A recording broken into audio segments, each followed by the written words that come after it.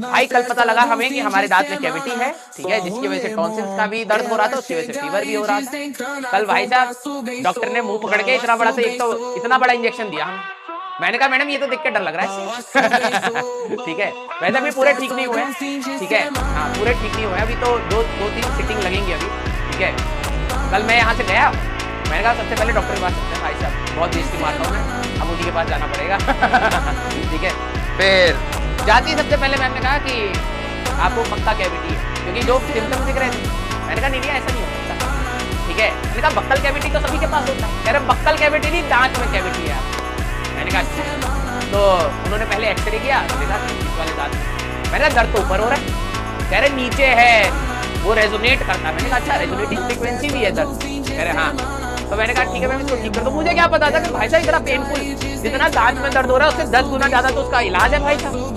हाँ, तो उन्होंने कहा कि इसको ठीक करना पड़ेगा। मैंने कहा ठीक है कर दो, कितने रुपए लगेंगे? 5-4 रुपए लगेंगे। मैंने कहा पकड़ो करो। मैं खड़ा कह रहा खड़े हो गए, ये ऐसे थोड़ा है कि दवाई देंगे ठीक हो। मैंने कहा फिर क्या होगा? मुझे लगा भाई साहब कोई दवाई ववाई देंगे, टैबलेट खा के चले जाएंगे घर पे, कल क्लास ले लेंगे, ठीक है। तो उन्होंने कहा नहीं पहले लेटो। देखा भाई साहब कुछ लंबी जगह पर पैसे दीजिए, मैंने कहा ठीक है।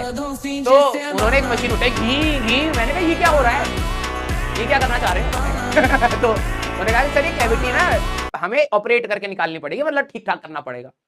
मैंने कहा कि अच्छा, तो भाई साहब एक बॉल दे दी पिचकू वाली, कह रहे ये स्ट्रेस बूस्टर है। मैंने कहा भाई साहब बॉल मैं जला के फेंक दूंगा, इतना स्ट्रेस हो रखा है, मुंह में ड्रिल कौन मारता है। भाई साहब लेटाया, उन्होंने जैसे ही टच करा वैसे ही दर्द हो रहा था इतना ज्यादा, ठीक है। जैसे ही टच करा इतना तेज वो हुआ, मैंने डॉक्टर का हाथ पकड़ लिया। मैंने कहा ना ना ना ना अब नहीं, हम इस दर्द के साथ जी सकते हैं, आज हमें ये महसूस हो चुका है। तो उन्होंने कहा कि आपको एनेस्थीसिया देना पड़ेगा। मैंने कहा अच्छा चलो ठीक है। मेरे को लगा हाँ ये भी सही है वैसे, ठीक है, एनेस्थीसिया से दर्द ही महसूस नहीं होगा। लेकिन ये थोड़ा पता था कि एनेस्थीसिया जो देंगे वो कितना बड़ा इंजेक्शन है, और दूसरी बात वो मुंह में इंजेक्शन देंगे, ठीक है। मैम ने ऐसा भैंसे वाला इंजेक्शन निकाला, इतनी बड़ी सुई थी भाई, इतनी मोटी। मैंने कहा ये किसके लिए है? कह रहे यहाँ पर देना पड़ेगा। मैंने कहा मैम ये दर्द ना मैं जिंदगी भर सहने के लिए तैयार हूं, लेकिन इसको दूर ले जाओ प्लीज। तो कह रहे कि ना ना ना ये देना ही पड़ेगा। उन्होंने हाथ पांव पकड़ लिया भाई मेरे, भैंसे जैसी शरीर तो है ही, हिल भी ना पा रहे हम, ठीक है। पहले एक इंजेक्शन दिया उन्होंने, ठीक है, फिर ड्रिल करा, फिर दर्द हो रहा है। मैंने कहा नहीं मैडम ये तो फालतू आप दर्द पे दर्द बढ़ाए जा रहे हो, एक पहले हम लेके आए, ऊपर से ड्रिल का दर्द, ऊपर से इंजेक्शन का दर्द, हुआ कुछ नहीं। उन्होंने कहा लगता है आप अपना वेट बताइए। मैंने कहा 82 kg। कह रहे लगते तो नहीं हो। मैंने कहा हाँ थैंक यू, ठीक है ठीक है। उन्होंने कहा नहीं बड़ा इंजेक्शन देना पड़ेगा, आपके शरीर में गया नहीं है वो। मैंने कहा ये क्या बोल दिया मैंने, ठीक है। फिर उन्होंने और डोज बढ़ाई, फिर दोबारा इंजेक्शन दिया भाई। अब तुम सोच नहीं पा रहे जिनके भाई साहब दांत में हुआ नहीं है ना ये, ठीक है, जिनके दांत में हुआ नहीं है उनको नहीं पता मसूड़े में इतना